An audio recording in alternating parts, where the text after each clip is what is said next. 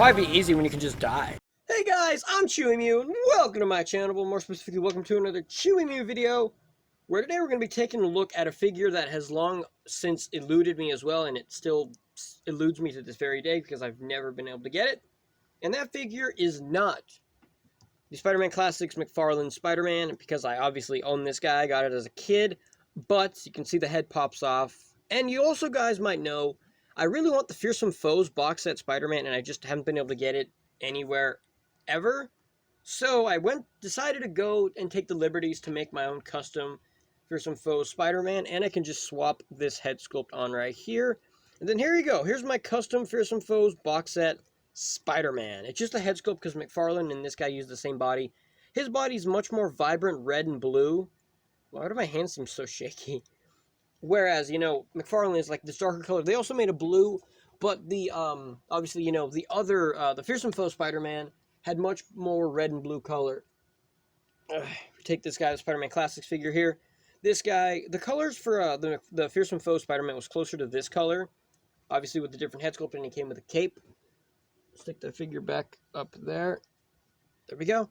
And so, I really been trying to find this guy on eBay, and I just can't. I found him on eBay for like $70 and up, and I don't want to pay that much, you know. No, the custom head sculpt that I used, or the head that I used for this guy was the Spider-Man Classics version. That allows his gimmick, if you see right here, it allows his eyes to glow significantly better. See, or if I put it on this lamp here, you can see how the eyes glow significantly better. Almost makes him, like, yeah, that looks really good how it glows right there. The one I had as a kid broke or something, and so I managed to keep the arm and I kept the face. Unfortunately, I lost the back of the head. So, oops, that comes off. So I decided to just, you know, take the other head sculpt, modify it, make some customs, paint it and stuff, and use this head sculpt from here. Because this guy not having it, I could just, you know, like put like a piece of clay there and kind of, you know, cover it up. But, you know, I usually have them displayed in such a way that you don't really see the back of the head. So to me, that's kind of okay. And I gave it to him, and his head wouldn't be able to stick on without it. So before we get into the actual creation of this, what I did was, you can see right here, I just filled up the head with some clay because it obviously had a big hole there. We pop this guy's head off. You can see how the hole on both of these guys is significantly bigger. Or on this guy, the hole is kind of normal size. This one is all the clay, all the part you see clay, that's clay. That's not, or that's, you know, clay that doesn't dry. Which I might go back and use clay that dries so it just stays in place there. So it's, you know, has a better fit on there. But you can see the two head sculpts are different color. Oh crap, I dropped it. I tried making the head sculpt a little bit lighter. Or I tried making the head a little bit lighter, so I took a regular Sharpie. Or no, I took a Sharpie. Or no, how did I do it? Or no, I took paint. I took regular paint, I painted over top of it. Then I used my paint tool to try scraping the... Or I tried using... I grabbed this off here from my shelf here. I used this tool here where I stuck it in between the lines, and then I just kind of... Focus, dude. Where I took it and kind of scratched the paint out of the lines there. Then I took a Sharpie and I just Sharpied everything over top of it to get it to be this darker color. And the way I made this, the way I was able to make this head sculpt was actually a very crazy way. So I didn't sculpt the eyes. I tried sculpting on the eyes, which that was pretty hard. But instead what I did was, you know, because this one, this plastic here thing that glows, this thing here you see is plastic on the back. If you take this off, his eyes have holes. Like, his eyes aren't sculpted on, they have holes right there. So if you take that off, he doesn't have eyes. So what I did was, I don't have any with me, but I took a sheet of paper. I actually took notebook paper. I took notebook paper from this notebook, which I've drawn stuff on this before, obviously. I took this notebook paper, I cut off like a piece. I cut it out a little bit bigger than the shape of his eyes. Then I super glued the paper onto the eyes. I took my Sharpie paint marker. Oh crap, this is going to crap now. I'm just going to put it on here so it's easier to hold. So then I just took Sharpie paint markers. I Sharpied a black outline around it. Then I Sharpied white inside to give it this color. And it obviously doesn't look, you know, that accurate to the Fearsome Foes Spider-Man. From a distance, it kind of does. Like, it obviously doesn't look that accurate, but, you know, it's still a custom head sculpt. I just call it Fearsome Foes Spider-Man because it's kind of close. I tried making, you know, like a head sculpt, you know, completely scratched out of clay, but I'm not that good with sculpting clay. When I sculpt with clay, you can tell it was sculpted. Like, some people, I've seen some customs where they could, like, probably make this head sculpt and make it look exactly like, you know, make it look exactly like the McFarlane, or make it look exactly like it, like store-bought.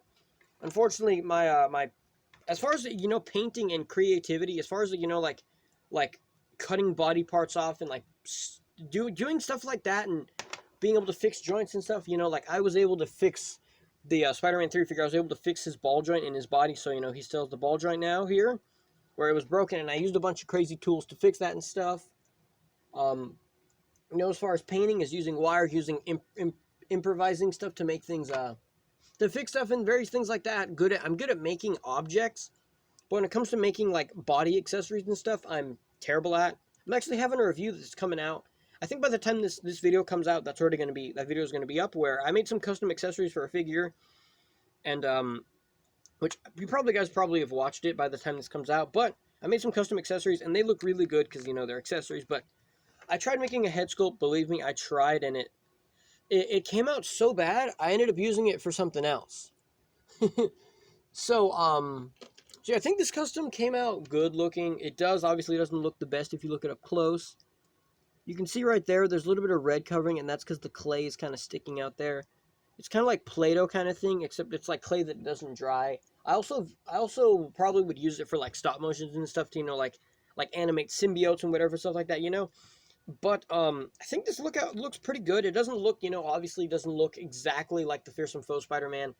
It doesn't look much like the Fearsome Foes, but I think it looks good. Crap, I keep dropping stuff everywhere. I'm just like fiddling with this in my hands and I keep dropping it, which obviously, you know, this looks better because it's obviously the real head. And trying to sculpt the eyes was so difficult. Trying to sculpt them was impossible, so I just went with paper and did it. If you look at it, it doesn't even really look like paper. Like, if you push them, it's actually pretty hard, because when I super glued them on, and then when you paint with a Sharpie paint marker, it actually gets kind of hard. Actually, what I did too was, I'm trying to remember exactly how I did it. I took another sheet of paper after I traced the thing. I took another sheet of paper, put it inside of his head, and then I super glued it to the inside. You know, kind of like giving it like double layers on there. Then I put all the clay inside, and the clay kind of pushes the eye out a little bit to give it sort of that, you know, that bulbous Spider-Man eye shape, which I think looks pretty good. Obviously, it doesn't look the best. And then for the black parts, I just took my Sharpie paint marker and I Sharpied it on. Unfortunately, this is only fine tip or fine point. This one's extra fine point. We take these off here. You can, oh crap. You can see how drastically different the pin sizes are. So, you know, painting around the eyes using the black fine point. Like, look how big of a difference that is. Oh crap, I got it on me. Come on, focus, dude. You can see how big of a difference those two markers are. So, I really wish I could get like a black fine tip marker, but unfortunately, it's like it doesn't exist, you know. But yeah, regardless, I think this came out looking pretty good. Obviously, it doesn't look, you know, completely like it, but it's a custom, and even if it doesn't look like the Fearsome Foes Spider-Man head custom, it's still a pretty cool head custom. So, you know, you could say that, oh yeah, but you can't have McFarlane and Fearsome Foes at the same time, and that's true. But, you know, like if I'm displaying Fearsome Foes, if I'm, you know, like I want to like display, if I want to display Fearsome Foes Spider-Man with, like, you know, the Fearsome Foes figures, like have them all together, like some kind of, like, you know, with the Sinister Six, I typically display all the Sinister Six figures together, and then I'll display all the Fearsome Foes Spider-Man figures together. So, if I want Fearsome Foes Spider-Man, I'll just put this head sculpt on. But then if I want McFarlane, I'll just put the McFarlane head sculpt on. So there it goes. His neck looks a little bit too short for this guy, but yeah, well. And then it's you know, to me, it's kind of like a figure that has like an alternate head, or has like, you know, like an alternate head, or like has a removable mask or whatever. You can't ever have both of those figures displaying at the same time. So to me, it's kind of like that, where it's like I pick either do I want, you know, Fearsome Foes head, or do I want McFarlane head, you know? So it's I kind of pick and choose whichever one I want to use is what I'll use at the time, you know? But either way, let me know what you think about this custom. And if you want to see more stuff like this, you know, be sure to subscribe. Let me know what you think about this figure. And I will see you guys in the next review. Wow.